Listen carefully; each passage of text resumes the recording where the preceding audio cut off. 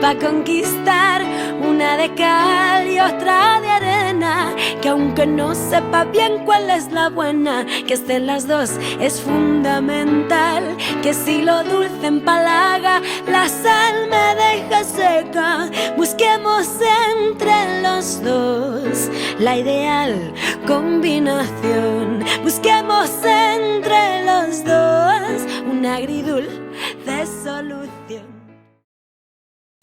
Nehemías, ante la dificultad de escuchar que su pueblo estaba sufriendo, hizo varias cosas. Y voy a resumir rápido esto.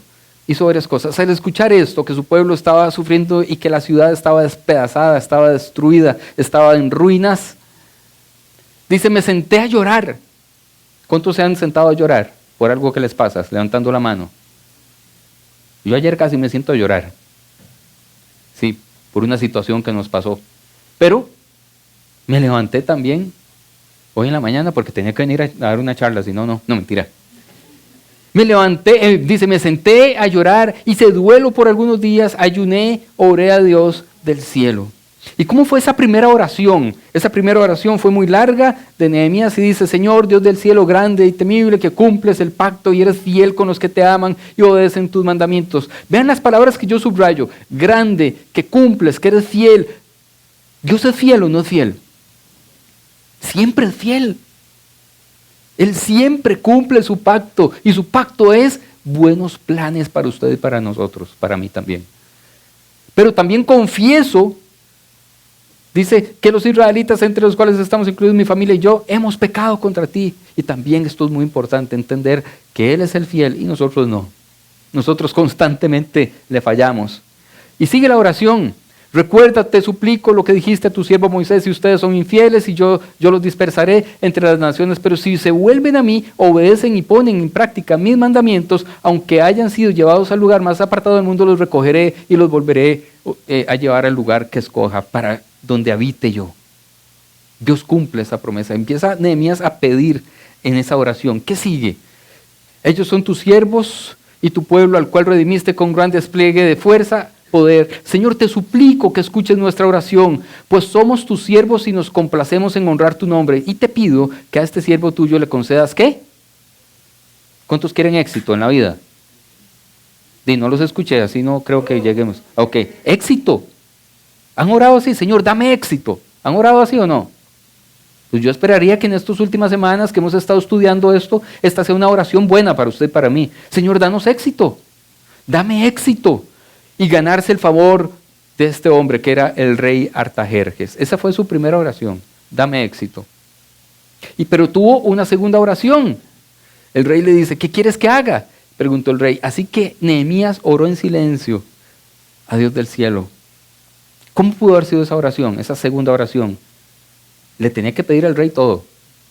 Es la oración del auxilio. Señor, dame gracia, pon en mi boca palabras que pueda convencer a este rey, pero ayúdame. Es la oración de la ayuda. La primera es de la súplica, dame éxito. La segunda es ayúdame, auxilio, pero tiene una tercera. Entonces oré, escúchanos Dios nuestro, porque se burlan de nosotros, que sus burlas recaigan sobre sus propias cabezas y que ellos mismos sean llevados cautivos a una tierra extraña. No pases por alto su culpa, no borres sus pecados. Esta oración se enmarca mucho tiempo después, cuando ya estaban construyendo la muralla y vinieron los enemigos a burlarse de ellos, y se pone de chicha al hombre. Y se le va la misericordia y se le va todo el cristianito, no era cristiano, pero se le va todo lo modosito y todo, y empieza a decir, Dios, mátelos, si puede mate a esta gente, o que queden mal. Esta es la tercera oración, y Dios escuchó esas tres oraciones, la de dame éxito, la de auxilio y la de mátelos. Escuchó las tres, ¿verdad? No mató a los enemigos, pero les dio éxito a él. Porque Dios a veces dice, voy a escuchar su oración, yo sé lo que usted me quiere decir. No es exactamente lo que está diciendo, pero yo entiendo lo que hay ahí adentro. Usted lo que quiere es que yo le ayude a terminar lo que usted empezó.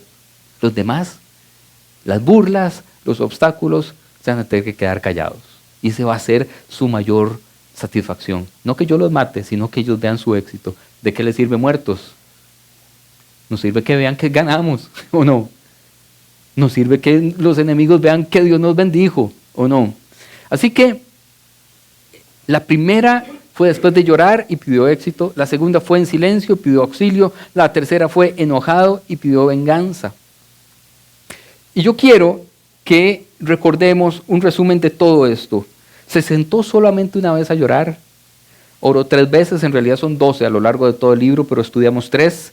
Oró 3 veces, se levantó, planificó, actuó, evaluó, corrigió, continuó y solucionó el problema que llevaban 200 años de tener en solo 52 días.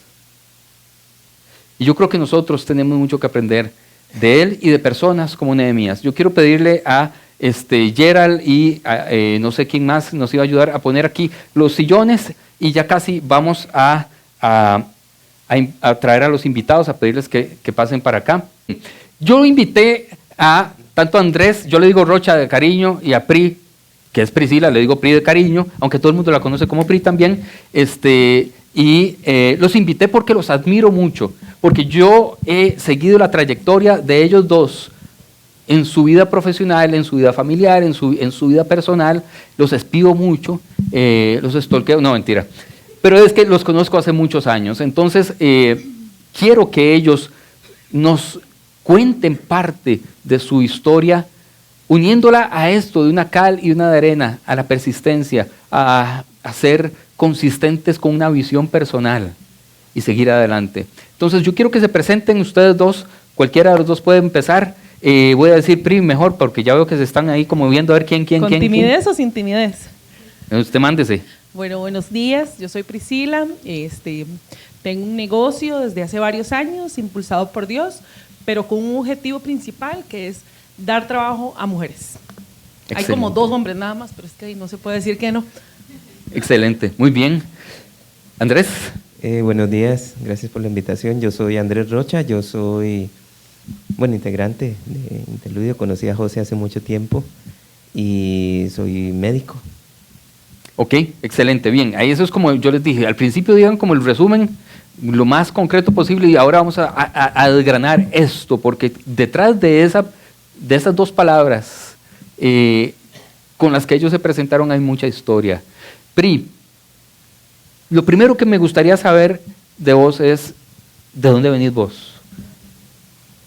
Del Bajo La Puñalada, así le dicen. ¿Es un lugar concreto? Sí, es un lugar ahí en Sagrada Familia. ¿Ah, sí? Sí, ¿de dónde vengo físicamente? De ahí. Ok.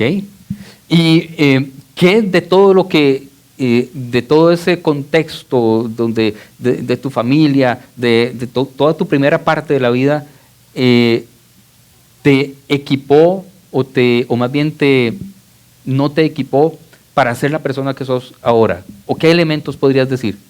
Yo creo que no ser como todos los que son de ahí, y no porque quieran, sino porque el barrio los llevaba a ser así. Tener una decisión de yo no quiero pertenecer a este tipo de vida, porque estaba asociada con drogas, con alcohol, con cosas que yo no quería y que decidí no vivir en mi vida. Ok. Rocha, vos, ¿cuáles son tus raíces, tus orígenes? Yo soy oriundo de Santa Cruz, de Guanacaste.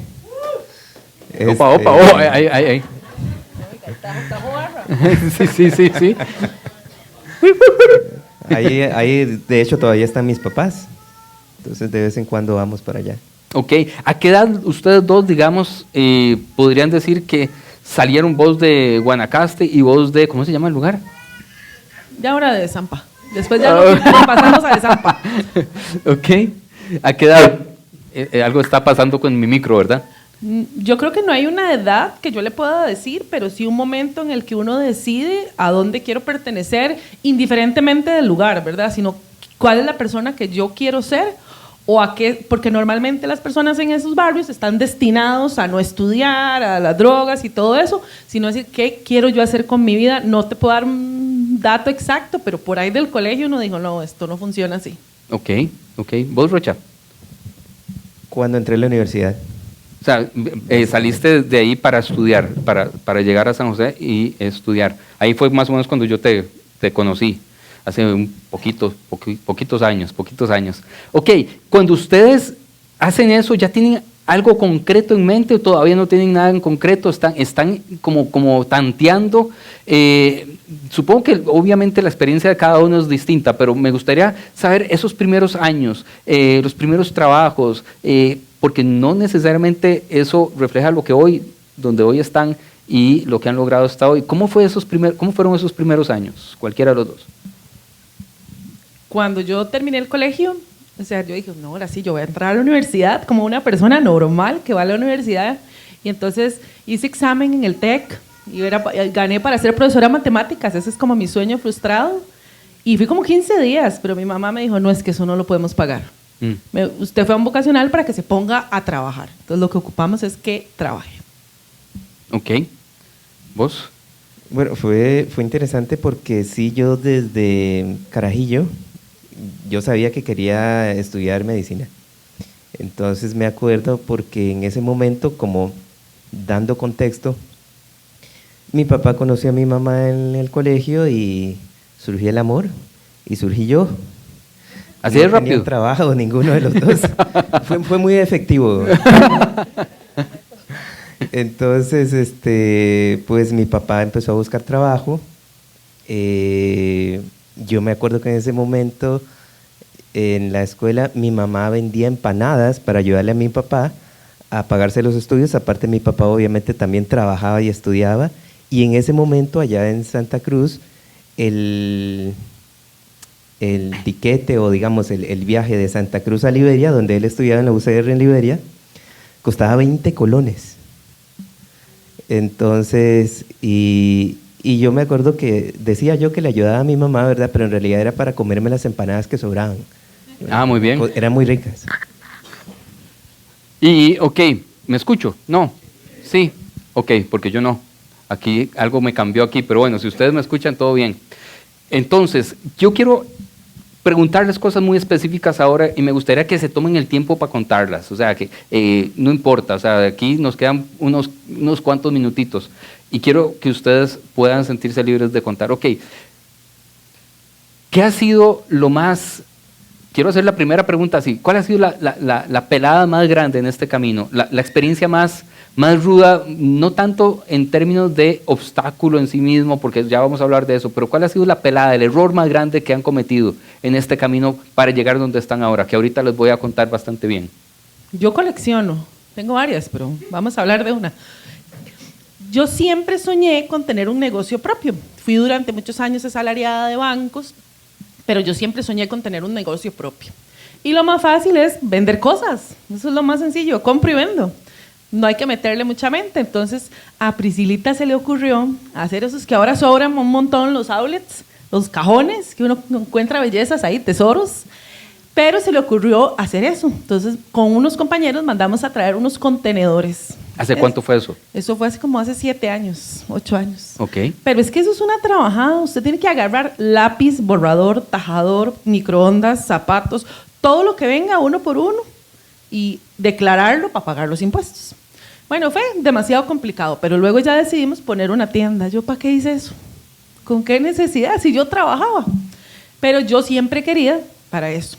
Y especialmente en esa tienda le di trabajo a mi mamá y a mi hermana. Ahí ya empecé también mal, ¿verdad? Porque uno mete el corazón y ahora, ¿cómo le digo a mi mamá que vamos a cerrar esta vaina? ¿O cómo hago? Entonces, uno aprende. Yo quería hacer todo, quería tener el negocio, quería ser mamá, quería ser esposa, quería trabajar también donde trabajaba y cumplir con todo, y no se puede. Entonces, como la cosa no funcionaba, yo lo que hacía era pedir prestado para pagar el alquiler. Y le pedía a los prestamistas esos que nunca me toparon, por cierto, por dicho. Sí, señor. Y un mes, entonces no se vendía lo suficiente, entonces pidamos prestado para pagar la caja. Y otro mes para pagar los salarios. Y eso se convirtió en 6 meses en una bola de 30 millones de colones. Así. Y uno también tiene muchas culpabilidades. Porque lo hice así, porque lo hice mal. Y uno se llena, ¿verdad? Y eso fue como en octubre. Y yo dije, no, aquí lo más fácil ya ahora sí es cerrar y ver cómo me pongo a pagar eso. Y yo, ¿verdad? En mi mente de ese momento yo decía, aquí lo más fácil es suicidarse. Porque la única deuda que yo tenía más de esa era la casa, y entonces el banco paga la casa después de los 2 años con el seguro. Porque yo no podía enfrentar eso. Ajá, pero también andaba en otras y quedé embarazada. Estaba embarazada de mi hija y yo digo, yo con Dios de ahí luego a ver qué hago, pero ya con alguien más, ya no. Entonces Dios me mandó a Emma para eso. A Emma me la mandó específicamente para que volviera a pensar. Y ahora después, ¿cómo le digo a mi esposo? Que me buscan los colombianos. Perdón, aquí sí alguien. Casualmente eran colombianos. Casualmente eran colombianos. Para pagar, ¿cómo le digo a mi esposo? Porque entre nosotros, digamos, la parte de negocios sí es como haga lo que usted tiene que hacer y listo y ya. ¿Cómo le digo? A ver, ¿cómo consigue tanta plata y me la presta para el colombiano? Pero ahí se lo tuve que decir. Fue y la consiguió, la pidió prestada también porque no la teníamos. Y ahí se ha ido pagando. Todavía falta, ¿verdad? No está listo. Pero fue como la base para yo empezar a hacer cosas, porque ya no podía pagar el carro, no alcanzaba para la comida y trabajaba en un banco y tenía un muy buen salario, pero ya no se podía. Entonces yo ahí empecé a hacer cosas, a decirme a mí, nunca más vuelvo a hacer nada que tenga que ver con producto, porque para las manualidades de por sí soy malísima, pero pésima. Nada que tenga que ver con producto, y entonces empecé a ofrecer mis servicios en cosas que yo sé que podía hacer. Entonces yo iba al banco, nació Emma, yo trabajaba hasta las 4 de la mañana, me levantaba a las 6, y porque tenía que cubrir esa deuda, que tras de eso, es que el problema de eso no es que usted dice, son 30 millones y paga 100,000. Son 30 millones y paga un montón y no se ve nada. Sí. Realmente de esos 30, uno va por 29,999. Ajá. Y así cada mes, de 1,000 en 1,000, cuando uno entregaba 500 o 600. Entonces, decidí hacer cosas por mis propias manitas, ¿verdad? Entonces empecé a hacer el trámite de las visas, que por cierto, alguien que vi ahora en el café me dijo, yo hice la visa con ustedes. Porque sí, eso es algo muy importante. Digamos, ahora lo que no sé qué pasa con mi micrófono, pero ahorita tal vez puedo coger otro. No sé si alguien me puede ayudar con eso. Se oye bien, pero yo oigo que distorsiona de vez en cuando. No, soy solo yo el que estoy distorsionado. Sí, qué barbaridad. Eso. Pero es que a cada rato sucede, entonces, y ya le cambié la batería, entonces no sé si alguien me ayuda por ahí o préstame y ahí lo vamos combinando. Entonces, ver qué diferencia, ahora sí, me siento cómodo. PRI empezó haciendo lo de las visas, pero eso de las visas, si usted creo que la mayoría podemos saber de quién se trata, Viajando con PRI, ¿verdad? Se llama así, o Viaja con PRI, es gigante eso, y ahorita vamos a llegar ahí, pero empieza por ahí. Ahora vos, Andrés, tu mayor pelada en el camino, en este camino hacia esa visión que tenías de ser médico y luego etcétera. Gracias. Tuve la oportunidad, gracias a Dios, de luego optar por una beca para estudiar en el extranjero. Eso fue en México. Entonces, cuando fui allá, nunca había ido, digamos que nunca había salido del país, era la primera vez.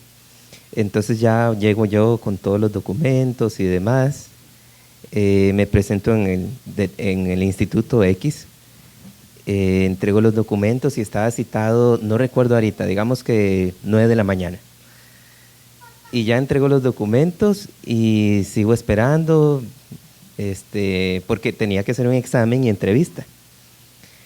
9:30, 9:45, yo qué raro, porque no me llaman, esta gente es militar, estos son, ¿verdad? No es como tiquicia. Y llegué, digamos, justo a tiempo. Entonces yo más bien decía, qué salvada, llegué justo a tiempo. Entonces ya con 45 minutos yo dije, no, mejor pregunto, no sé si habrá pasado algo. Se esperó mucho para preguntar, digo yo, a 45 minutos. Me esperé mucho. Bueno, no, en realidad creo que fue que no llegué a tiempo, sí llegué un poco tarde. Ya empezamos a ver ahí cómo... Los recuerdos se van. Sí, lo acomoda, el cerebro va acomodando las cosas. Para que no suene muy feo, sí, llegué. Bueno, para hacerte corto el cuento me dicen, no muchacho, ¿usted no ha hecho el examen? No, pero es que estoy citado hasta hoy. Es que no es aquí, es en el edificio que queda al otro lado, en el edificio B, sección no sé cuánto, piso no sé qué. Pues te estoy diciendo que yo nunca había salido del país, entonces estaba más perdido que el hijo de la Llorona. Entonces comienzo a preguntar, nadie sabía dónde quedaba el edificio. Era un edificio fantasma. Era una vara enorme y yo perdidísimo. Entonces, para hacerte corto el cuento, cuando llegué donde la secretaria, que sí correspondía, era como 1:15 ya tarde. Entonces le digo, ¿y no se podrá hacer mañana? No, es que hoy era el último día. Y dice, ¿y usted no me podrá ayudar? Y el man sacando ahí uno. Y entonces me dice, Jay, muchacho, yo le diría que se espere. Voy a llamar a ver si acaso. Y ya dice, bueno, vea, usualmente son 4 del jurado, me respondieron 2. Uno está todavía acá y otro dice que se va a devolver. Y yo, ay, qué pelada. Bueno, ¿y usted qué me recomienda? ¿Mejor me espero, mejor me voy? Me dice, ya, espérese, usted viene de otro país y todo, no sé qué. Y yo, bueno. Entonces, yo dije, yo estudié y todo, ¿verdad? Porque era un examen, una cosa formal. Y la primera pregunta que me lanzan es, ¿usted sabía qué hora era? Esa era parte de la pregunta del examen, ¿verdad? Sí. Si responde mal esa, listo. ¿Y por qué llegó a esta hora? Ya ahí me quebraron. Entonces, termina la Pidió frase anestesia de una vez, termina man. la frase clásica que te dicen, bueno, no nos llame, nosotros lo llamamos. La típica. Y pues la pelada fue esa y evidentemente nunca me llamaron. Ah, ¿en serio? Y entonces, bueno, suave, ahí me quedé así, entonces, porque eso tiene que continuar. Ok, vamos con Pri, déjelo ahí. Emocionada. No, es que eso es para darle tensión al asunto, entonces ahí quedó en no, quedó en que no lo llamaron nunca, ok, y Rochita estaba ahí en México bueno, ahí lo dejamos, ok. Pri, entonces, ok, arranca con lo de las visas. Sí, yo dije, lo único que se puede hacer es algo que no ocupe materia prima. Entonces empezamos a ofrecerlo de las visas. ¿Usted quiere hacer visas? ¿Usted, a los hermanos? Pero ¿cómo sabías hacerlo de las visas? ¿O empezaste, se te ocurrió y dijiste, aquí aprendo de camino? No, como años atrás le hice la visa mía y a una compañera me pagó con un casado. Entonces yo dije, esa puede ser una opción. Mira, sí. Me invitó a almorzar, yo dije, esa puede ser una opción. ¿Visa por casado? Visa por casado. Y era algo que tal vez sí hacía, pero si a alguien le interesa lo hago. No era un negocio como tal, porque también tenía mi trabajo en el banco. Entonces yo dije, vamos a hacer crecer esto. Y yo no sé, es que yo no le puedo explicar cómo. Solo Dios dijo, bueno, sí, le voy a hacer caso esta vez, está loca. Hagámosle caso, digámosle que sí al éxito de la oración. Entonces empezamos a crecer y crecer, gracias a Dios, a hacer las visas. En el camino igual, ¿verdad? Tengo colección de peladas, pero las colecciono. En el camino igual empezamos a crecer y con muchos obstáculos, igual. Ya nació Emma, trabajaba hasta las 4 de la mañana, dormía de 4 a 6 y de 6 me alistaba para ir al trabajo, y Diego en primer grado, Diego es mi otro hijo, Emma bebé. Entonces fueron así como año y medio que hice doble turno, digamos, del trabajo de las visas y los viajes y el trabajo del banco. Y aún así todavía debía 29,990 en tantísimo tiempo, pero empezamos yo le puedo decir también que hay una parte como mágica de Dios donde yo no puedo saber en qué momento pasó de aquí a aquí. Y eso empezó a crecer, lo de las visas empezó a crecer, digamos, 1, 2, 3, 10, 40, 50, 200 al mes. 1000. O sea, todo el mundo quería hacer eso. Ajá. Yo me acuerdo del boom de esa vara. Ajá, pero después, entonces como ya yo vi que podía pagarle al colombiano y que podía seguir viviendo. ¿Usted ¿No le sacaste visa? No. No se Para la que dejó. jalara. No. Había entregado mi carro porque no lo podía pagar, pues andaba ahí en un tuquillo que me compré y que por lo menos me llevaba. Yo dije, ay, mira, esto me funciona. Ya yo, como había crecido tanto, voy a renunciar al banco. Esa decisión, déjamela ahí guindando, ¿verdad? Esa decisión. Entonces quería renunciar al banco. Usted estaba ahí perdido en el espacio, en México. ¿Cómo se recuperó de eso? Porque eso ya ahí no lo llamaron, ¿y qué? ¿Y ahora qué? No, brutal. Digamos que yo regresé deshecho. Yo dije, qué pelada me pegué, porque tras de eso yo ya había como evaluado varias opciones, ¿verdad? Y yo dije, no, ya me quedo así, ya, ¿qué voy a hacer, verdad? ya no voy a ver más.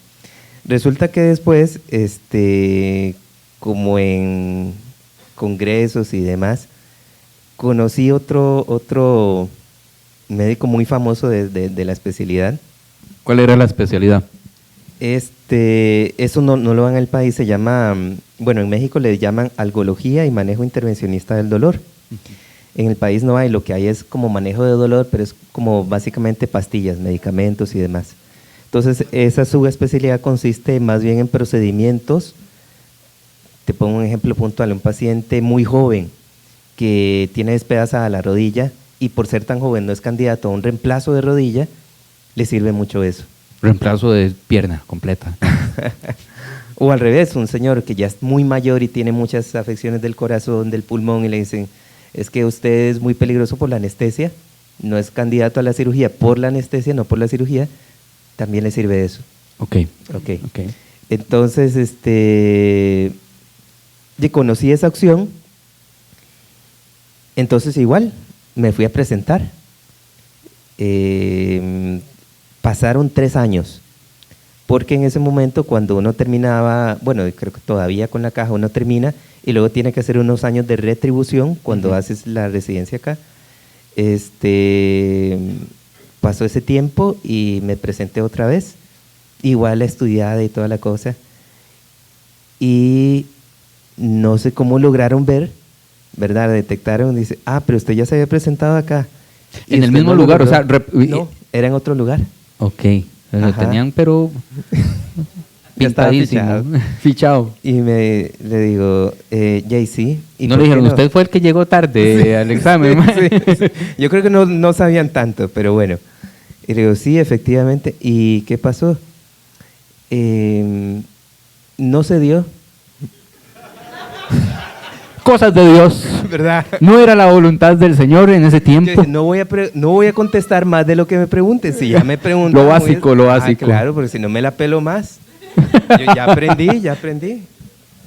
Entonces, ya en resumen. Aplica en el matrimonio de repente también. Responda lo básico. Básico, sí. Mientras más usted hable, más enreda. Más enreda. Entonces, ya y en resumen, ahí sí me llamaron. ¿Y esa dónde era? ¿También en México o qué? Era también en México. Y de hecho luego, en retrospectiva, vi que específicamente en ese centro sí estaba esa parte que era lo que yo quería, que era la parte de manejo intervencionista, de procedimientos y demás. Ok. En el otro que iba a entrar al inicio, no. Dios estaba ahí, te hizo llegar tarde, fue culpa de Dios en realidad, al final de cuentas era la voluntad del Señor. 2 preguntas antes de seguir para llegar a donde están ahora mismo.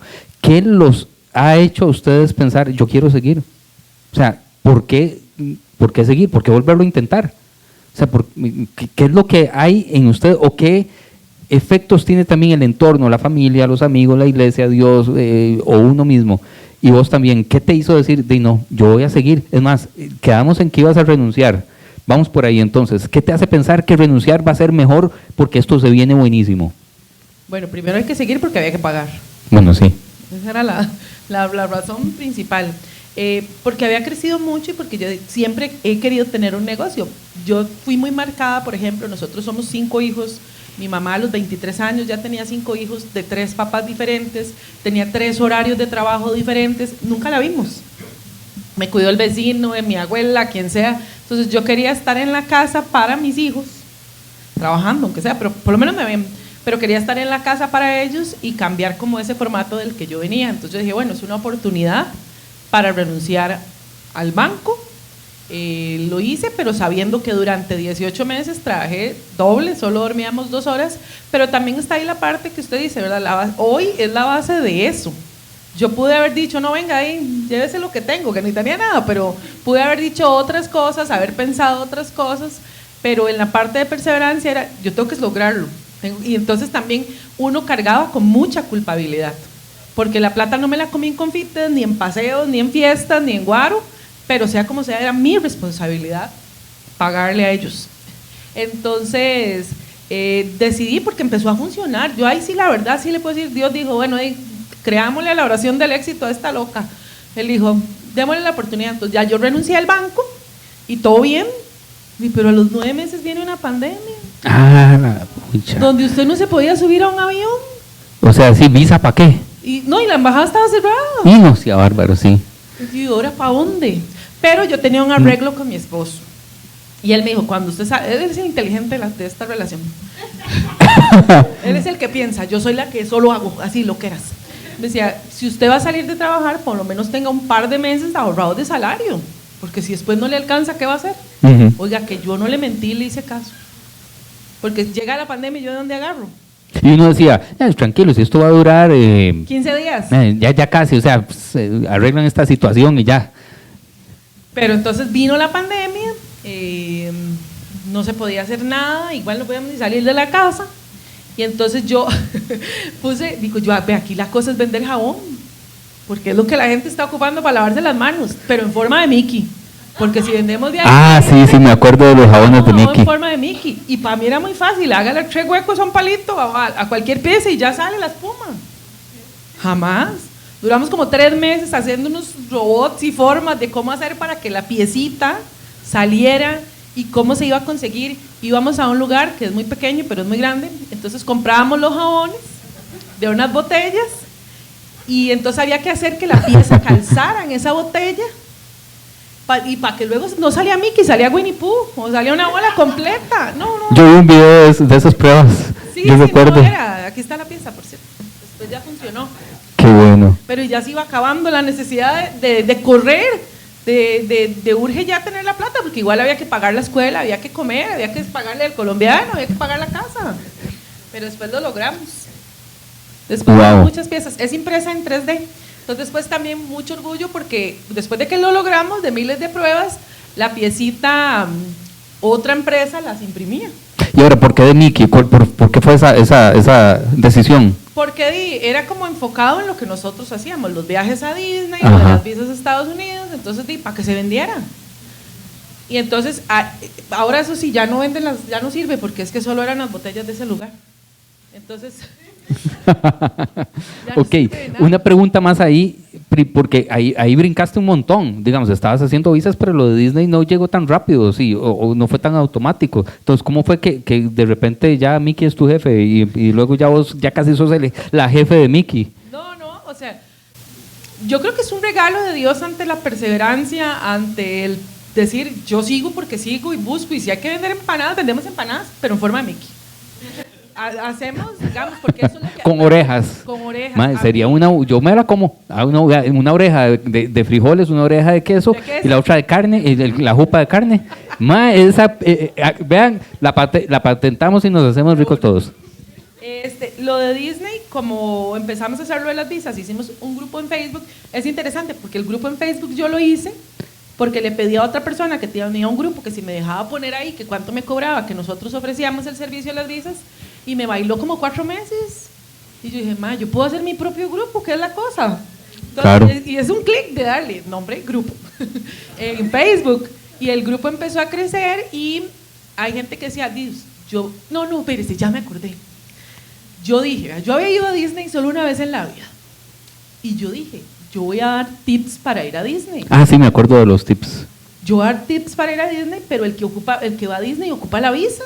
Ahí era, el negocio redondo. Y entonces el grupo era tips para ir a Disney, todavía lo es.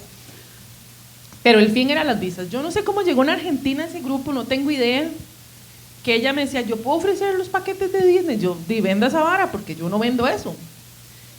Y no funcionó porque la forma en que ellos trabajan o como hablan, al tico no le gusta, a nosotros nos gusta el chineíto.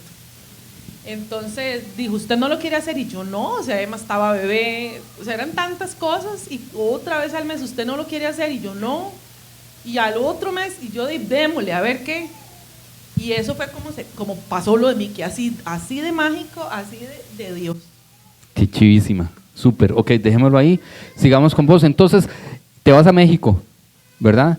¿Y ahí cuántos años?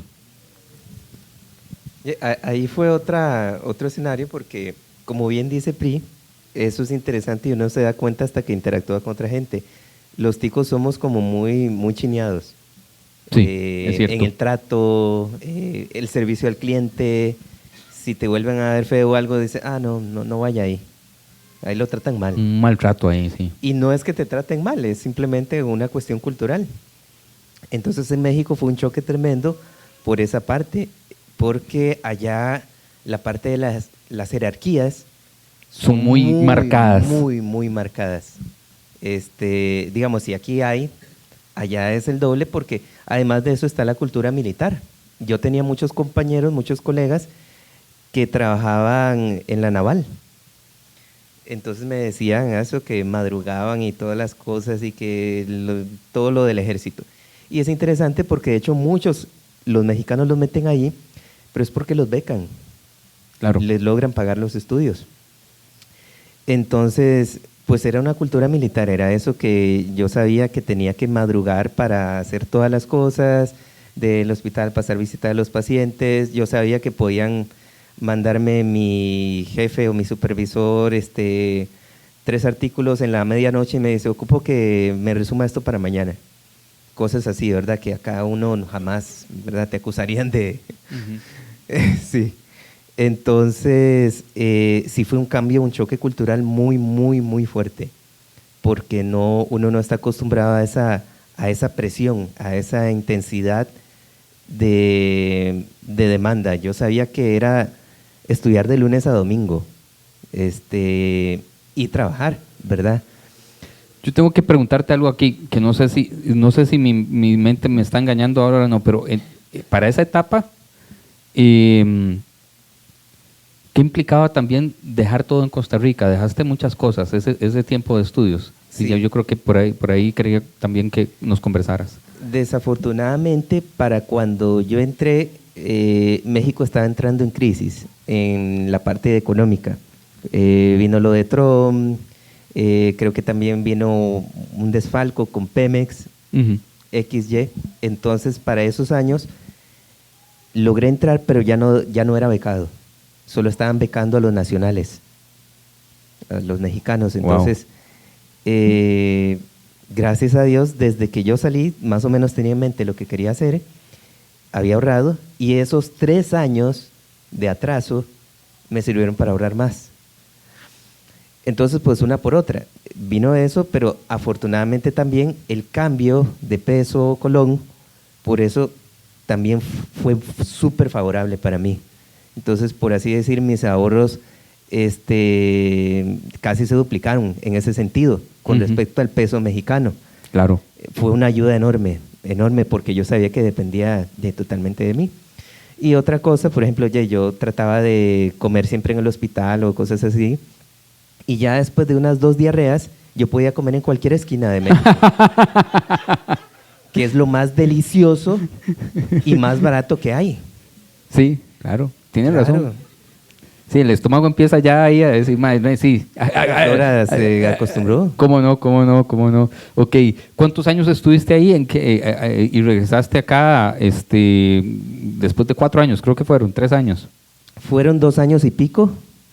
Luego estuve también un tiempo en Canadá y ya luego volví. Sí, ya va calmándose, va, porque... Bueno, muy bien. Entonces, todo esto a mí, yo quiero preguntarles, ¿dónde están parados ahora? ¿Qué están haciendo? Y la última pregunta, porque el tiempo se nos va, es ¿qué los ha hecho ser tan persistentes? Porque no ha sido fácil. Entonces, cuéntenme 3, 4 obstáculos rápidamente, ¿qué los ha hecho superarlos y dónde están en este momento? Empiecen por dónde están en este momento. Bueno, actualmente tenemos una empresa donde trabajan o brindan sus servicios alrededor de 30 personas. De ellas, 28 son mujeres, desde su casa, que pueden sacar el tiempo para ir a recoger a los chicos a la escuela, que pueden atender terapias de sus hijos, personas que he contratado en una vela, porque es que esa muchacha en 20 minutos partió 70 empanadas, repartió todo el mundo, lavó los trastes, limpió y recogió, y el muerto ni era familia de ella. Solo por disposición aprendí, digamos, a detectar personas que están dispuestas, no tienen que ser, ni siquiera fue al colegio, yo creo, a la escuela, porque no tuvo las posibilidades, a que las habilidades se pueden desarrollar y que el conocimiento se puede desarrollar, más no si yo no quiero. O sea, hemos tenido gente que no quiere y bueno, chao, muchas gracias, con gusto. Pero aprender a verlas crecer, ¿verdad? A decir, pude comprar los útiles, no se les regala nada, todo se lo ganan a través de su trabajo. De pasar de ganar 100,000 a la quincena o al mes a poder decir, me gané 200,000. Mucho o poco, para ellas es un montón. Entonces hoy tenemos una empresa que genera fuente de ingresos a muchas personas. Logramos que muchísimas familias viajen, alrededor de familias, 1,000 familias por año pueden viajar con nosotros. 1,000 familias por año. Exacto. Y quería, aquí en paréntesis rápidamente, estas personas, estas mujeres que trabajan con vos, supongo que también ellas tienen la experiencia en algún momento, en el transcurso, si hay una oportunidad, de ir a Disney. Y me gustaría saber, digamos, ellas que supongo que no tienen ni idea de eso, y cuál es la experiencia, o sea, me imagino la cara, digamos, de felicidad, de satisfacción de estar trabajando en esa empresa y que les lleva a Disney también. Si tienen visa, sí, porque Sí, yo conozco a alguien que le saca la visa. Yo le aviso. Si no, lo que hacemos es que nosotros ahorramos, de verdad, o sea, yo estoy consciente que el dinero ingresa, va y viene, pero no es mío. No es de la empresa, no es de nadie, está a disposición de quien lo necesite y se lo gane. Entonces, como no todos tienen visa, lo que hacemos es que dentro de nuestros presupuestos ahorramos una parte y una vez al año salimos a un destino diferente. Una vez fuimos a Nueva York, éramos 14. El año pasado fuimos a México, también con diarrea al final, muchos, y éramos como 21. Venimos llegando de Colombia, gente que nunca se había subido en un avión, gente que no sabía ni que necesitaba ir a sacar el pasaporte, y es dejar en ellos esa huella de qué es lo que viven nuestros clientes también a través del trámite de ir a la cita a la embajada, que uno siente que lo encierran en un cuarto y lo golpean hasta que diga la verdad. Ese es el pensamiento de todos. Y poder subirse al avión, o sea, tuvimos una chica que ella inclusive estuvo en drogas y demás, y ahora está en la casa y con sus hijos, y ella, o sea, en el avión se sintió tan mal, vomitaba y vomitaba durante horas, pero ella, entre nervios, ansiedad, felicidad, tristeza, sintió muchas cosas. Entonces yo creo que eso también es muy importante, como usted lo dice, porque nos permite a nuestros clientes transmitir eso que andan buscando y no simplemente sí, no, gracias. Sí, vaya, aquí vaya, tome. Excelente. Y entonces estás en ese punto, en este momento, con tu empresa, incluso creciendo más. La pandemia no mató ni la idea ni la visión. Aquí hablamos en estas semanas anteriores de tener una visión personal y perseguirla. Desde que arrancaste a hablar, dijiste, yo siempre quise tener una empresa propia. Está llena de obstáculos, seguimos todos los días teniendo obstáculos. En lo que vivimos ahora, la gente no aguanta. La gente, usted manda un mensaje el viernes a las 9 de la noche y espera que la empresa esté ahí respondiendo el viernes a las 9 de la noche. Y yo soy un ser humano con dolor, con sentimientos, con muchas cosas. Entonces en redes sociales se pone de todo. Es como, yo le escribí y nunca me contestó. Y yo, madre, pero es que escribí el viernes a las 9 de la noche. Y la gente no aguanta nada. Y también vivimos en una sociedad llena de lo quiero ya, quiero que me responda, que haga, así sea el domingo a las 3 de la mañana. Entonces yo me llenaba de culpabilidad de eso también. Pero tenemos muchos obstáculos, nos equivocamos porque jamás, ¿verdad? Llenamos formularios manuales, le ponemos que en lugar de masculino, femenino, que nació tal fecha, la otra. Nunca es intencional, ni ellos lo hacen intencional. Sin embargo, estamos dispuestos siempre a buscar las formas de mejorar. Es muy difícil también decir, de esto pasamos a esto, pero esto ahora hay que tener una persona de recursos humanos, hay que tener el control de las vacaciones. El emprendedor como tal tiene que aprender de mucho, ¿verdad? A veces la gente dice, ay, yo quisiera ser emprendedor para ser dueño de mi tiempo. Sí, ¿no? Yo no soy dueño, pero ni de mí, porque tiene que saber uno de legal, tiene que saber de recursos humanos, tiene que saber de finanzas, y si no sabe, tiene que pagarle al que sabe. Sí, maravilloso. ¿Dónde estás vos ahora, doctor Andrés Rocha? Bueno, gracias a Dios se pudo, ¿verdad? Yo 2 días después se pudo. Poquito más. Gracias a Dios, respondiendo a la pregunta que habías hecho antes de qué es como lo que lo mantiene a uno, creo que en mi caso fueron 3 cosas. Me acuerdo mucho, siempre que uno pasa angustia se acuerda de la mamá, ¿verdad? Me acuerdo mucho de la mamá de mi mamá, porque cuando yo terminé de estudiar medicina en la UCR, yo estaba todo, ¿verdad?, hinchado, wow, ya estoy. Y me dice mi mamá, bueno, y ya estaba yo trabajando, entonces el primer salario, ¿verdad? Yo los invité a cenar y me sentía como el millonario así de la cosa. Y yo dije, voy a quedarme aquí, ya estudié, ya me maté, ya terminé todo. Y me gusta aquí, voy a ser el médico del pueblo, ¿verdad? Yo me sentía así.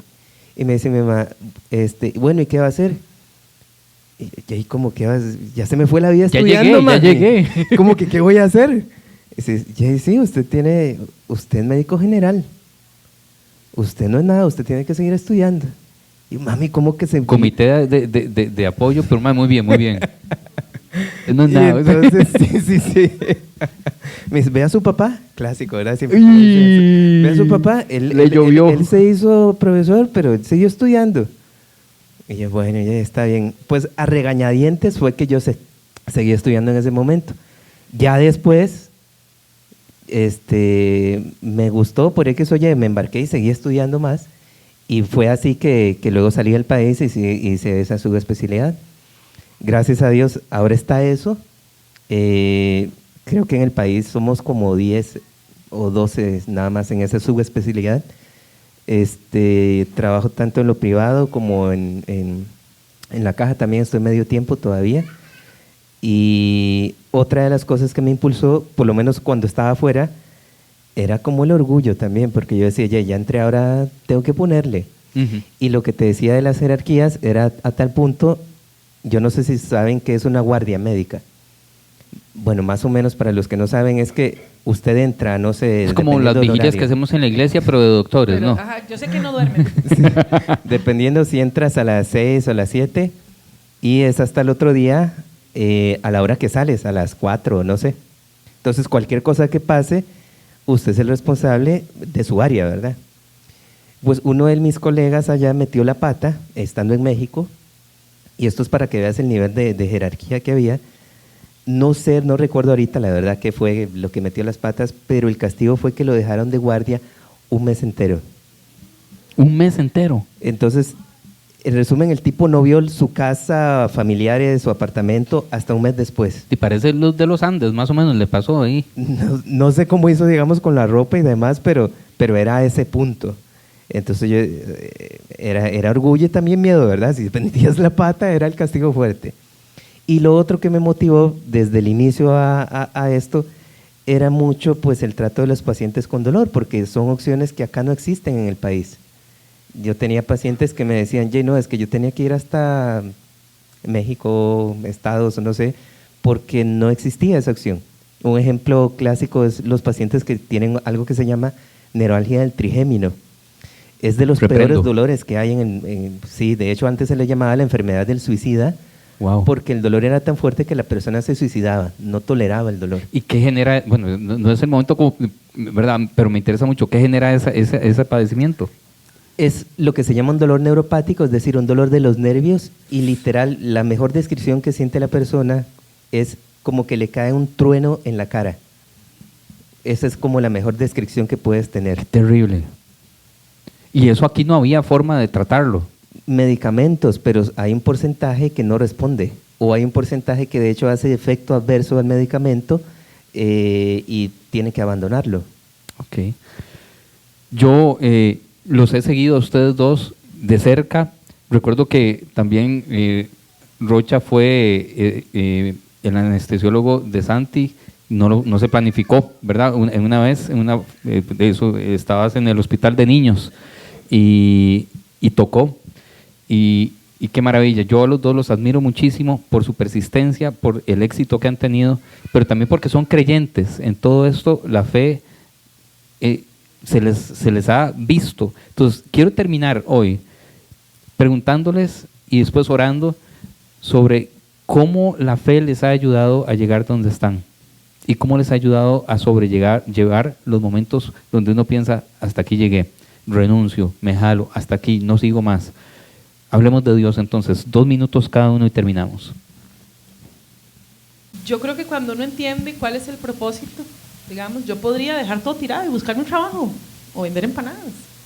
Pero ver el beneficio que reciben otras personas, y no es solo el dinero, sino en lo que se convierte ese dinero para poder pagar escuelas, para poder comer, para poder vivir diferente, es el que a mí me impulsa a decirle a Dios de ahí, sí, aquí seguimos, porque no, muchas veces he querido tirar todo, decir, voy jalando, yo me consigo un trabajo, o sea, yo fui a la universidad, en lo que uno en su ego, ¿verdad? Hace poco fui donde un ex jefe y me dice, aquí le tengo guardada la silla, y yo, olvídelo, yo espero no tener que volver, espero, pero lo que Dios quiera, eso vamos a hacer. Entonces, que el propósito se convierta en poder materializarlo en personas felices, en personas fieles que estén con uno, porque también en el camino he encontrado personas que están para una cosa y no están para otra, o están solo para sus propios beneficios. En el camino he encontrado muchos obstáculos de todo tipo, o sea, económicos, sociales, de la misma gente, de mis capacidades, que hay cosas que yo no sirvo para bordar, nunca en mi vida voy a poder hacer eso, pero creer que Dios me tiene aquí con ese propósito, buscando que las personas puedan ser felices, ser diferentes, y aunque es algo muy material, el conseguir la visa, ese sueño que las personas tienen de ir y poder viajar y demás, las personas que lo han vivido indiferentemente el destino, también es el sacrificio de sus trabajos, verlo reflejado en algo de felicidad para sus familias. Entonces, eso es lo que a mí me motiva. De verdad, no es ni siquiera la plata, es que Dios me tenga a mí con este fin.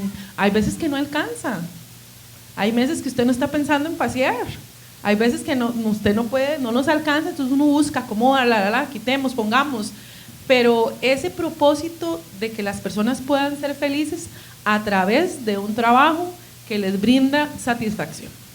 Excelente, me gusta mucho eso porque la visión involucra una preocupación por la felicidad de los demás, que también lo estábamos conversando.